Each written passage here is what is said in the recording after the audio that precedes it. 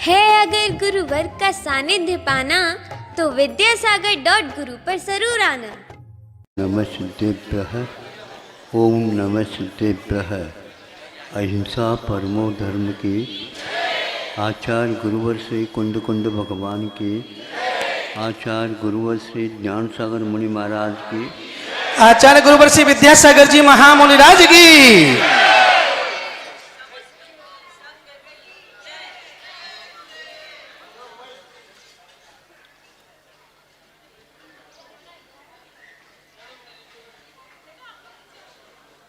आप लोग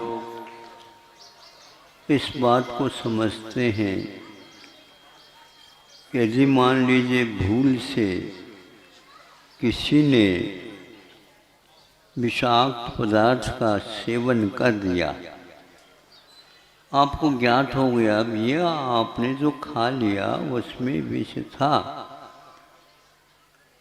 अब आपने पहले क्यों नहीं बताया, तो हमें क्या मालूम आप इसका सेवन करेंगे। अब क्या करें, जो हाथ में था उसको क्या करेगा वो, सही बोलो।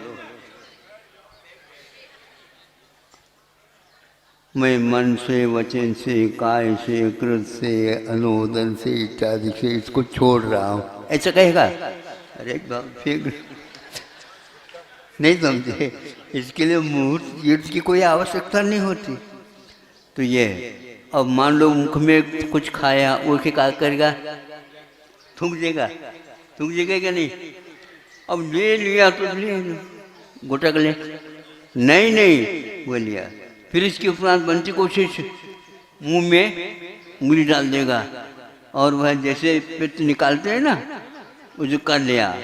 फिर भी इसके उपरांत डॉक्टर ने कहा भैया विष तो फैल गया, जाओ जल्दी जल्दी डॉक्टर को कहेंगे, वैद्य जी को कहेंगे इसका क्या सेवन करना, वो करना, सेवन करके उसको निकालने का प्रयास ये करेंगे ना।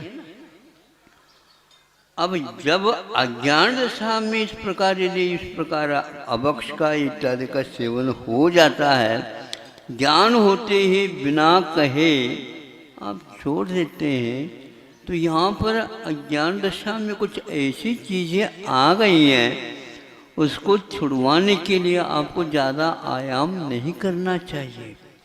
और प्रतिदिन सुनने में आ रहा है मोबाइल के माध्यम से बच्चों के लिए बहुत बड़ी हानि हो रही है। सुन रहे कि नहीं? अभिभावकों का कर्तव्य है वो सुन ले पहले और धीरे से उनको इस ढंग से मंत्रणा करते जाओ बच्चों को, बच्चों तुम्हारा ही इसी में हित है, आंखें खराब हो जाएंगी और बहुत सारे रोग होने की संभावना है, इसलिए इसका ज़्यादा उपयोग नहीं करो। तो धीरे धीरे करते करते अपने भी वो उसको अपने आप छोड़ देगा। लेकिन आप उसमें बिल्कुल असावधान हैं।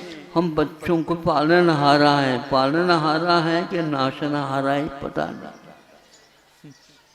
आप कैसे बिन जाने थे दोष गुणन को कैसे तजिए गहिए।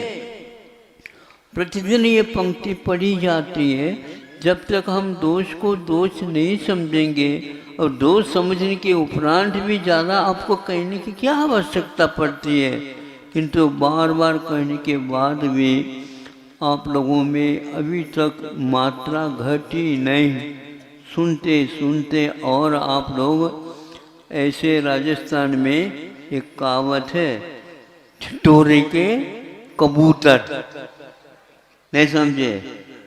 कबूतर के लिए मक्का बाजरा वगैरह डालते हैं, नहीं समझे?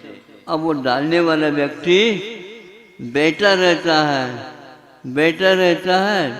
और वो क्या करता है, अन्य कोई पक्षी न आए उसके लिए वह बजाता रहता है। वो भी सोचता है कि भैया जब कबूतर खा रहे हैं तो हम क्यों नहीं खाए। तो उस आवाज़ को सुन करके भी वह खाता चला जाता है। अब बजाने के कोई मतलब नहीं रहा।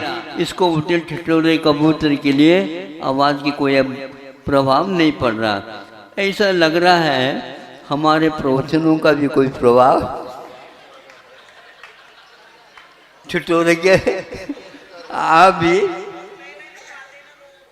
नहीं नहीं, तो इन लोगों का कर्तव्य है आज के जो गया है वो दूसरे 10 व्यक्तियों को तैयार कर दे। हमारे लिए सहयोग तो इस प्रकार तो दिया करो। हाँ, 10-20 और आ जाए, हम उनको भी मंत्रणा कर दे। और आप लोगों को भी कर्तव्य है, महाराज जी ने ऐसा कहा था, महाराज जी ने ऐसा कहा था, इस प्रकार कह लेंगे ना, भारतवर्ष में 2 दिन में सबको फैल जाएगा। आप लोग तो अपनी अपनी दुकान तो चलाते हो, हमारे लिए सहयोग तो आप लोगों को दे देना चाहिए। अहिंसा परमो धर्म की। आचार्य गुरु